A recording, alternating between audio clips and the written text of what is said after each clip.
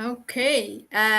Good evening. Good evening, everyone. Good evening, good afternoon, and good morning, depending when you are, where you are. So, welcome to Connect Africa. This is where our weekly session is broadcasted.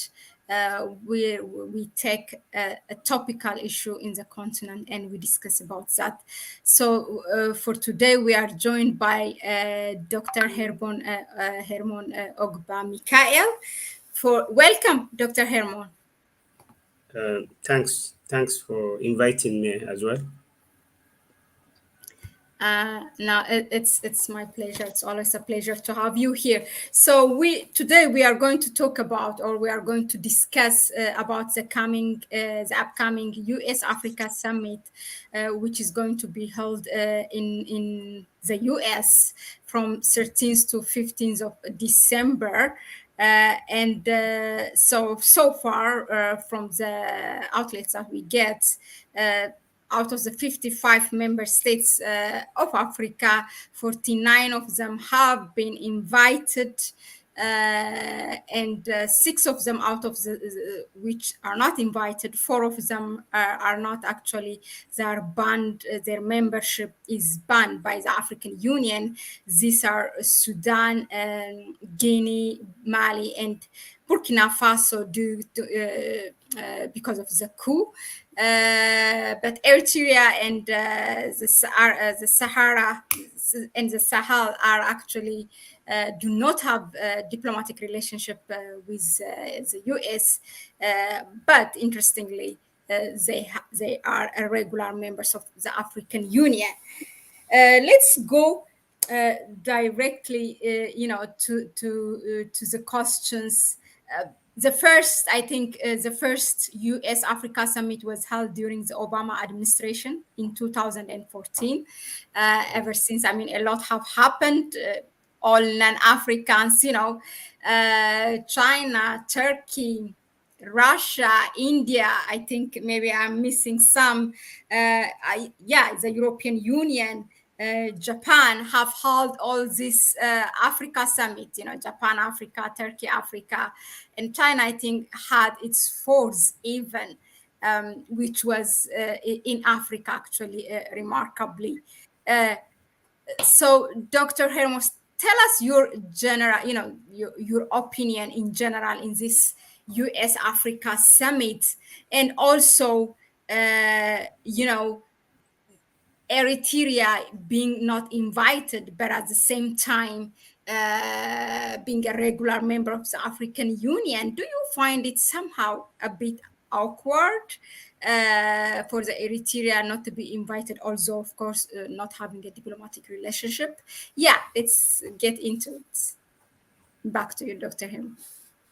Yeah, just I will start from what the U.S.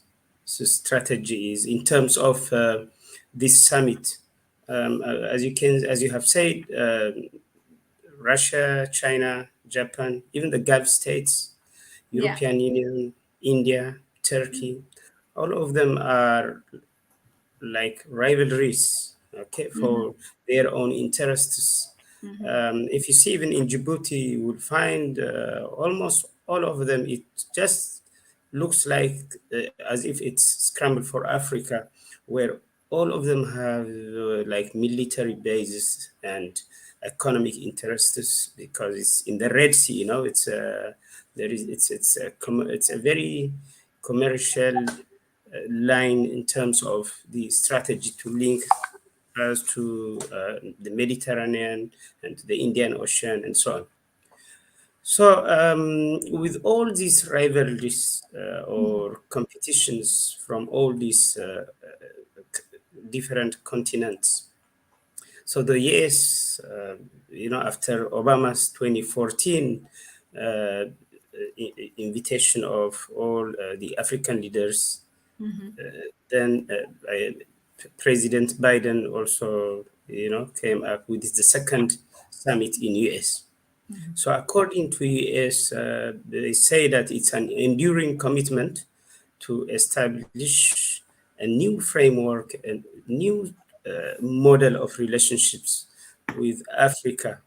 and it focuses, on many actually things such as to foster economic engagement. They will talk about promoting education and youth leadership.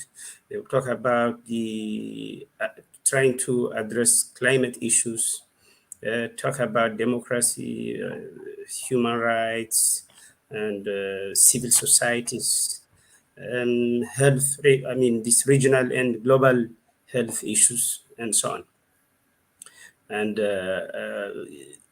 there are different organizations, such as even some civil societies, are invited there. Also, the Africa diaspora in U.S. they are also part of the summit, and the leaders as well.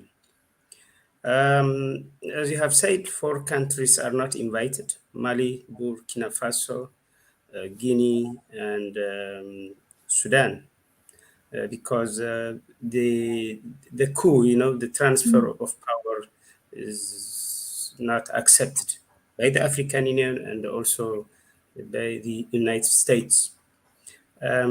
Also, Zimbabwe is invited. It was not invited, I think, last time Mhm. Yeah. that they were invited now, but the president cannot travel because of travel restrictions. But he's sending his foreign minister, Frederick Stave, I think. Yeah.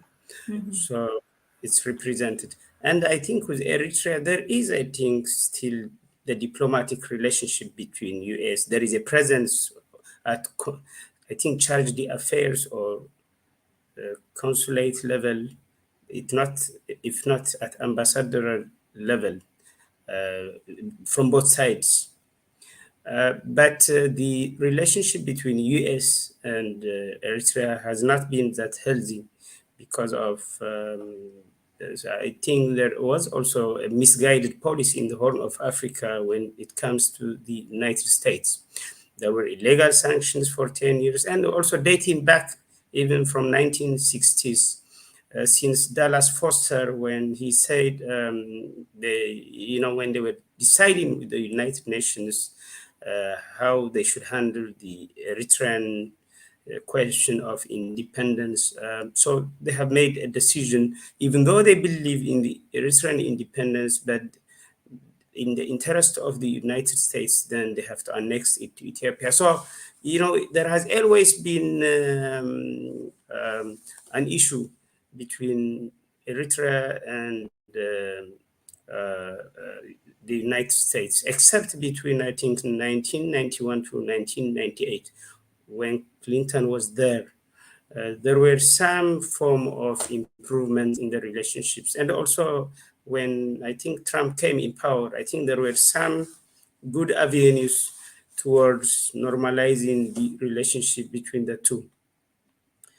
So, what does it mean to Africa? So, as I have said, it looks like China is having a very good presence in Africa, very dominant presence. But what worries the US most is, when the African leaders actually didn't support the sanctions on Russia, that has been worrying for the United States, and it's like a call for the United States to do something, to change the attitude of Africans. Even normal African citizens actually became very aware that there was imbalance in terms of the economic engagement, political engagement, and more, in terms of even diplomacy, in terms of our voices in the United Nations. Those permanent members, especially the Western countries, the United States, France, and so on, they have had a dominant voice. Okay, so as President Mugabe said once in the African Union summit, we have been artificial members. Okay, we don't have voice.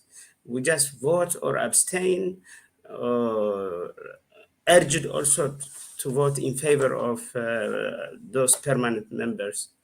So this Russian or or Turkish, Indian, or Japanese, or the Gulf states.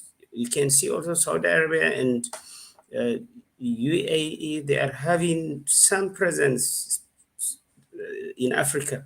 Okay, they even I saw like Saudi Arabia will invest 3 billion US dollars in Sudan, and the United States also said they will give 1.3 billion to especially to the Horn of Africa, including Kenya, Somalia, not Eritrea actually, Ethiopia is there. They said that will be to alleviate the problems related to food security because there is some drought seen in the area. And I think President Putin is also invited in the African Union summit that is upcoming. That's what I heard. So you can see that. So, I mean, there is an interest from these superpowers. So, becoming rivalries. So the U.S. will use maybe democracy to counterweight Chinese presence, also Russian presence, because the Chinese usually they believe in non-interference. They just do their economic, come with their economic engagement package, and they focus on that. So these are the situations. Okay. So I think Eritrea is invited because who should be those 49 countries? Um, Western Sahara, I'm not quite sure because it will be 55 if you include Western Sahara. So we have about 54, I think, 53, yeah, African countries. So um, I think Eritrea is invited, but I'm not quite sure who will be attending in the summit. Yeah. So okay, that's quite new. So Eritrea is part of the invited countries, which is the 49 countries. Yes, because I didn't see it mentioned actually in those countries that are excluded from attending the summit, because I only see Mali, Burkina Faso, Guinea, and the Sudan. Yeah, because it's 49 invited. So what we Mm, have read and we have heard is that mm, 49 invited. African Union has 55 member yeah. states, including the Mm, Western Sahara. So the the four mm. are because they are not members of African In Union African anymore, Union. meaning Mm, they are banned because of the coup. But mm, the other two are actually because they didn't have a diplomatic relationship, which mm, now you informed us there is, maybe not on the ambassador level, but there is some kind of consulate mm, or charge d'affaires or mm. something. So, Right. but these two countries are regular members of the African Union, but not invited. So this is how they divided the six countries that are Mm. not part of the Yeah. 49. So you are saying Eritrea is invited. Is I that so? believe so because they would have mentioned it in their statement. Yeah. Unless it is ambiguous, and I wouldn't understand if it is excluded. Yeah. Because it's not mentioned in the Biden's statement when they were inviting these countries for the summit. Okay, okay. Then yeah, But we will. time will tell. Yeah. Okay. Yeah, let's see the agendas. You also have Mm, touched upon them. There is, fostering new economic engagements, advance peace, security, and governance. There is also reinforced commitment to democracy, human rights, and civil society, work collaboratively to strengthen regional global health security, promote food security, climate to respond to climate crisis, and amplify diaspora ties. But help me out. I mean, I can't help myself, but all I see is a hypocrisy in this agenda. I mean, let me single them out. There's economic engagement. I mean, is Africa and the US, are they in equal terms right now in terms of where they stand. Advance peace and security. We have seen, I think, in the past 2 years, what the U.S. has been engaged. I mean, publicly sponsoring a rebel group in Ethiopia and have been uh, financing or supplying, and also, doing all kinds of support, and doing its international relation for the group in the world. Democracy and human rights, using human rights, to punish African countries. Food security, when Ethiopia announced that Ethiopia has, this bulk wheat production and on the right track to self-feeding or food sufficiency. Then we have seen what came out from the US aid, from Samantha Power, immediately, dispatching tons of wheat, as for the, for the hungry Africans. That's even how the title went. mm, uh, and health security, we have seen, the whole Africa have seen during COVID. Africa was just left alone to deal with it by itself. The vaccination were not really available. They were available, but, in terms of buying, when everybody was rushing to do, but Africa has to try to get the fund to buy its vaccination. So all I see is just a hypocrisy, because we have seen already where the US stands. What do you say about this? And also, you can add, are these the only agendas? Was there any other topic or any other issues that should have been covered, or that should have been available on the table?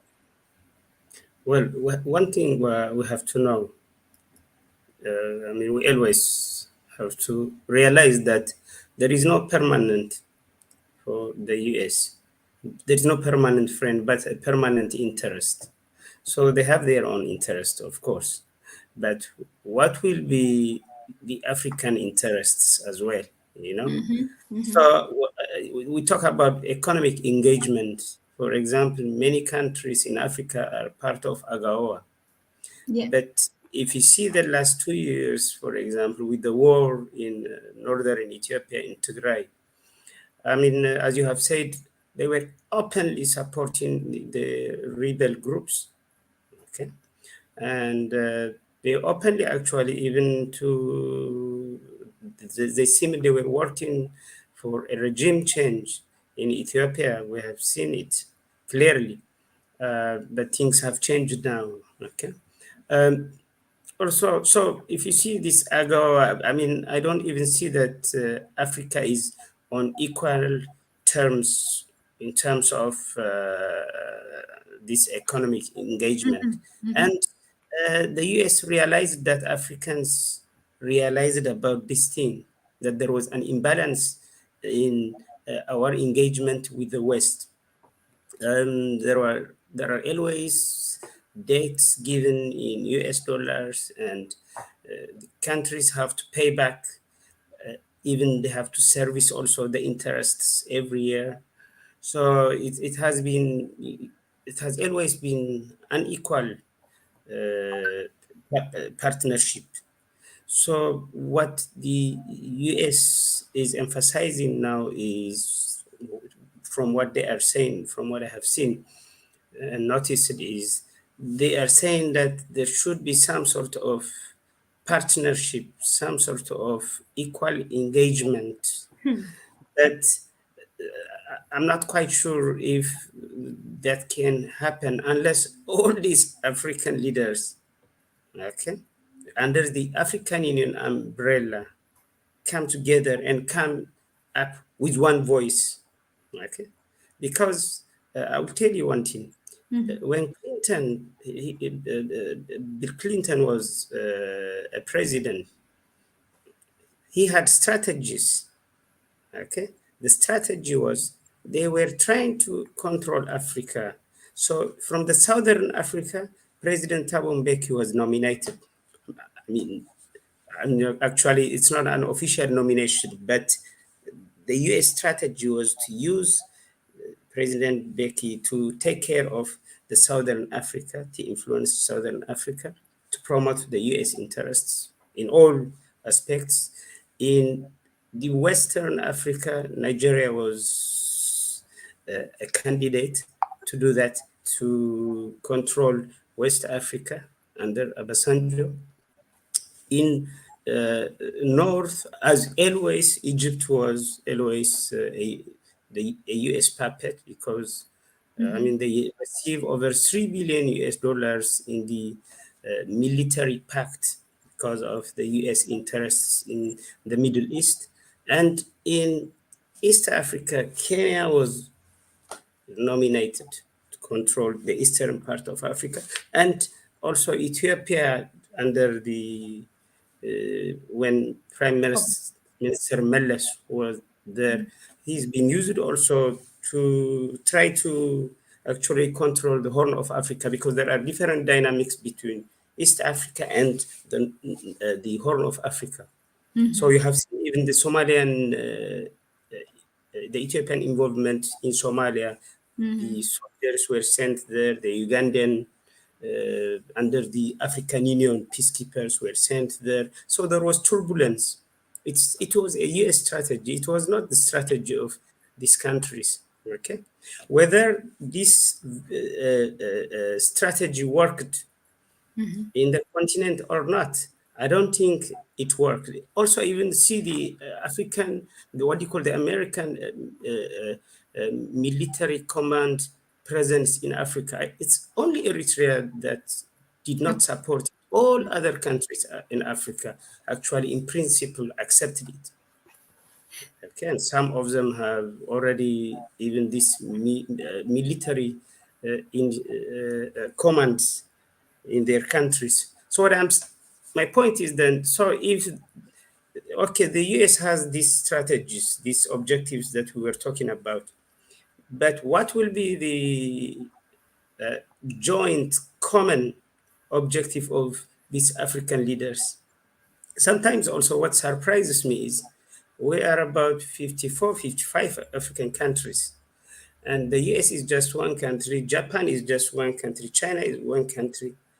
yeah. It's very humiliating actually to be treated within one umbrella, while you know also that we're not even coming with common objectives to be called to the US, and just one country. It's not even good for the image. Yes, we wanted the African unity to be realized at the end of the day, but these countries have diverse needs at the same time, and they are different countries. Okay, they need to be treated as such. So this tells me now that we Africans here are treated actually not on equal partnership. It looks that they wanted to have a strategy, collective strategy, imposed on all countries, no matter even the needs of Southern Africa, Western Africa, North Africa, East Africa, the Horn of Africa. So this needs to be seen, but the leaders, especially the African Union, needs to come up with a strong strategy. That's why I always mention the late Colonel Gaddafi, where he was always saying that we need to have one common currency, Yeah. strong currency. We need to have one joint military, joint diplomatic and political setup, okay, and one bank that actually like IMF thing bank.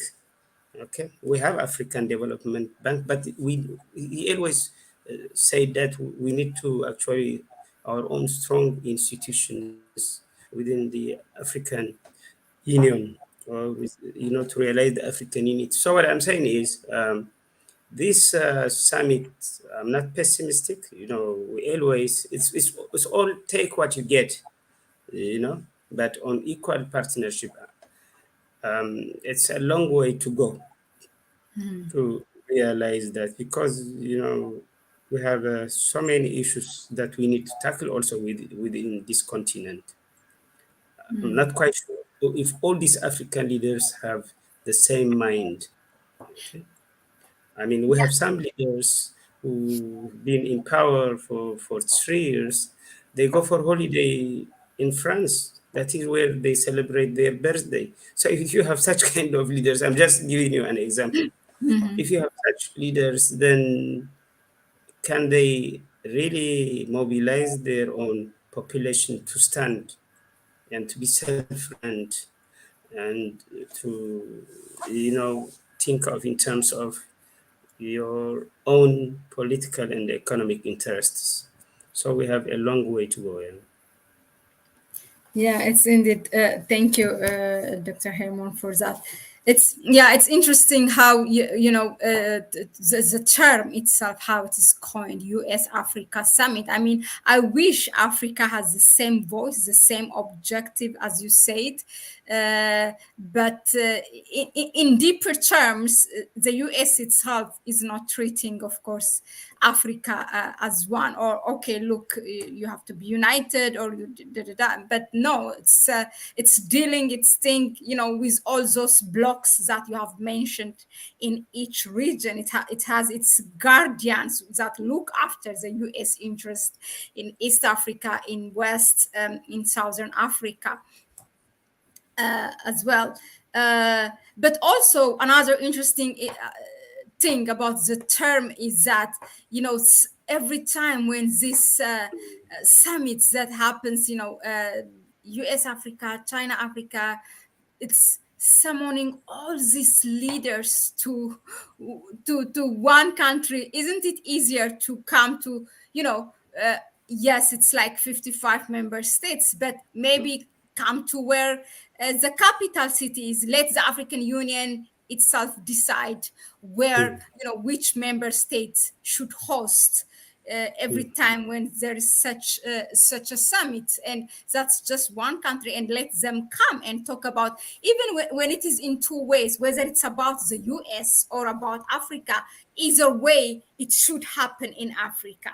You see what I mean? Instead of summoning all those leaders to one country. But of course, it's up to the leaders and the African Union to say, or if they accept it, why should the US? It's really humiliating. What mm. should we expect? You said, yeah, you're not a pessimist about this, but do you think this is just another race for US, because everyone, the non-African states has showed their presence, and also the recent votes regarding the Russia Ukraine issue, because Africans have, the largest voting group in the United Nations, which they didn't use, but yeah, but they have seen clearly that Africa cannot be taken for granted. So what should we, taking all this into consideration, what should we expect? Yeah, actually, all of them realized that Africa has the potential, the resources also, uh, to give something to contribute something to the West. And also, whether it is Russia or China, all of them have realized that there is a potential in Africa. I mean, we are about 1.3 billion population in the continent, about 34.2 trillion or more GDP. So there is a potential. There is also a potential for our infrastructure actually to grow more. Okay? About something 170 billion US dollars per year potentially. So, of course, actually, it is some sort of competition, okay, amongst all these what we call superpowers, and because they saw some opportunities, including even the Gulf states. I was mentioning that UAE, for example, they are investing quite massive, including even here in South Africa. Um, Again, even you can see Saudi Arabia is investing in Sudan. So what I'm saying is, all of them are now vying actually, for their own economic interests. But now, uh, then we can't also blame them, okay? Because each country has its own interests. Each country fulfills the interests and obligations of its own citizens. So, what should be the leadership in Africa? So, I think our leadership needs to come up with a different model. Of course, also we have some problems in Africa. I mean, that's a reality. There is corruption everywhere in the world, but at times some of our governments, some of our leaders are still, running corrupt uh, public. I mean, there are no t- things that should be delivered that is being delivered. So what I'm saying is, so we will have to see actually. I mean, what will be the intake of our leaders? I always mention African Union because that is the commonality that we have. That is the only continental body that has to drive these common interests that benefits this continent. So, in conclusion, of course, the US is actually promoting its own interests. That is obvious, and it's also, as I have said, it was a call for the US because many African leaders are actually showing some sort of support to Russia. It's not because of, it's not about Russia. It's about the last 60, 70 years or more. There has been imbalance of treating Africans with some sort of, undermining the interests of Africans when it comes to dealings with the West. I mean, see France, for example. There are about these 14 former colonies that are forced actually to pay 500 billion, I think, is it in euro or in US dollars, they have to deposit it to the French banks. They are forced to do so. Okay, I think it's Mali or Niger that are resisting, and the others also start resisting, but they always get penalized for that. So what I'm trying to say in general is there should be a revised framework or model when it comes to our relationships with the West, whether it's the US or France, whether even it is Russia, all of them, we must have some sort of, uh, you know, partnership, a different model. Otherwise, things will continue as usual. We will only see another summit coming and without any um, fruition or without any outcome. Yeah, yeah, yes, indeed. Uh, this will be my last question. I quickly though, if you can share your opinion, countries like Ethiopia and maybe there is another country as well in the continent, but who have had that rough road in Mm. its relationship with the U.S. During the conflict or the war in the northern part of the country should participate, should attend this summit. They should attend and they should voice their concerns if necessary. If somebody is, if the US is talking, one of the objectives is to enforce peace, security, human rights, but there's no double standards. when you are arming actual people in the name of humanitarian aid and fueling a conflict, adding fire, what do you call adding fuel on the fire, when you are actually promoting some sort of destabilization, when you are actually, there was peace agreement, for example, and when you are trying to come up, oh, we'll do sanctions and intimidating countries because the leaders want to refuse to be puppets or servants, then I mean, uh, so yes, those countries, even though they are bullied or even though there is this hegemonic attitude from the US, then they should attend and they should voice their concerns. Okay, because that is also a good platform where there is a presence of all these civil societies, business leaders, and so on. You know, we shouldn't think sometimes like these civil societies in Africa know what is going on in Africa. We know better of what is going on in the West better than what's going on in Africa at times, even living in Africa. Okay. Some even leaders in Africa, they have a misunderstanding. Remember this, the media in this world is dominated by the West. And that's whatever is media is also replicated in the African media here. Reuters, Associated Press, we buy news from them. Okay.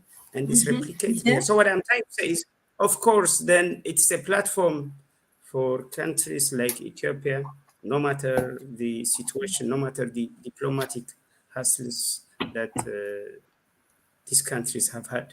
It's better to attend and voice your concern there.